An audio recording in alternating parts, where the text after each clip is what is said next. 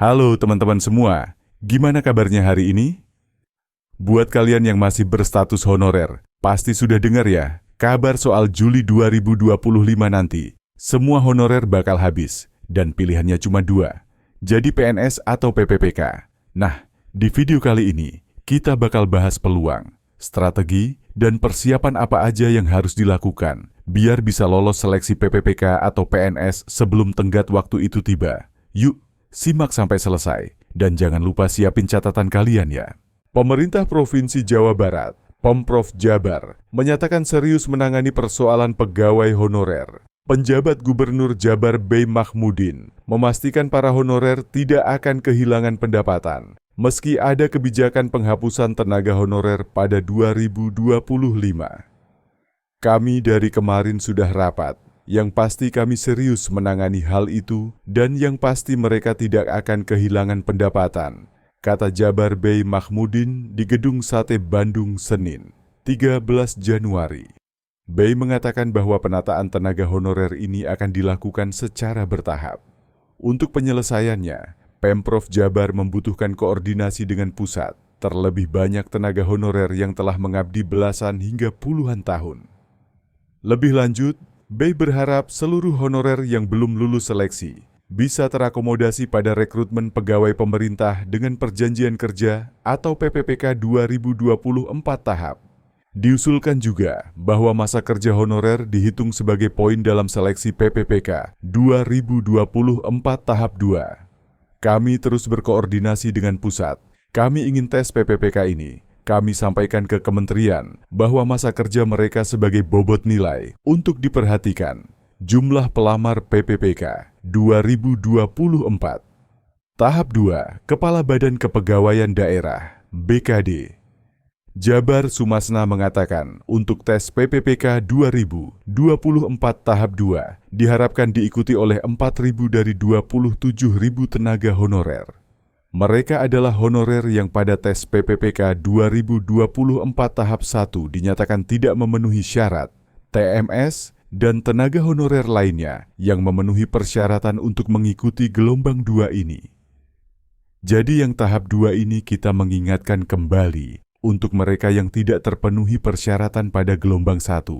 Misalnya gelombang 1 itu tidak ada formasi yang memungkinkan SD, SMP daftar. Nah, pada gelombang 2 boleh. Misalnya, kan ada penjaga pintu air di lapangan, terus penjaga sekolah, ya mungkin pendidikan SMP atau SD. Nah, itu kita dorong, supaya semuanya bisa terdata, katanya. Untuk penataan non-ASN, ujar dia, sesuai arahan pemerintah pusat, harus diselesaikan dengan proses pendaftaran PPPK 2024 tahap 2 yang harus diikuti para honorer. Lengkap sampai nanti pada April ada tahapan seleksi kompetensi dasar, SKD.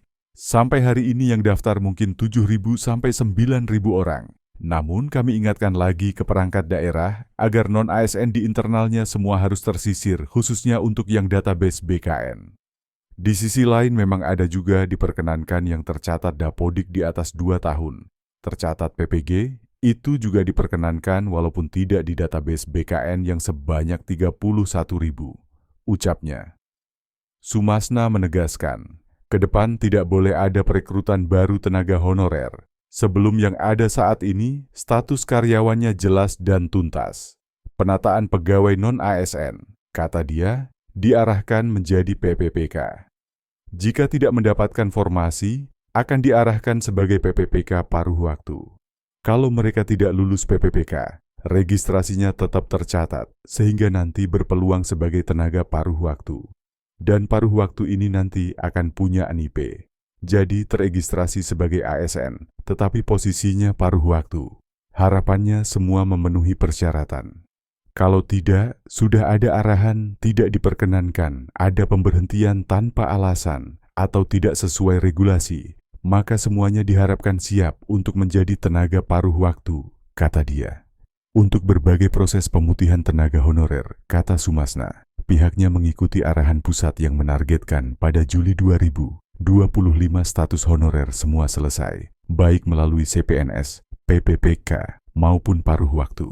Juli 2025 terakhir harus selesai Apakah CPNS, PPPK yang belum lulus teregistrasi menjadi tenaga paruh waktu? Tutur dia. Oke teman-teman, itu tadi pembahasan kita tentang persiapan menuju Juli 2025 ketika semua honorer harus beralih jadi PNS atau PPPK. Semoga informasi ini bermanfaat dan bisa membantu kalian lebih siap menghadapi perubahan besar ini. Ingat, persiapan yang matang adalah kunci sukses.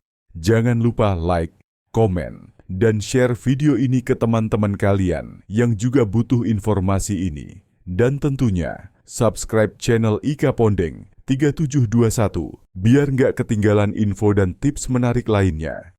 Sampai jumpa di video berikutnya, dan tetap semangat ya. Bye-bye.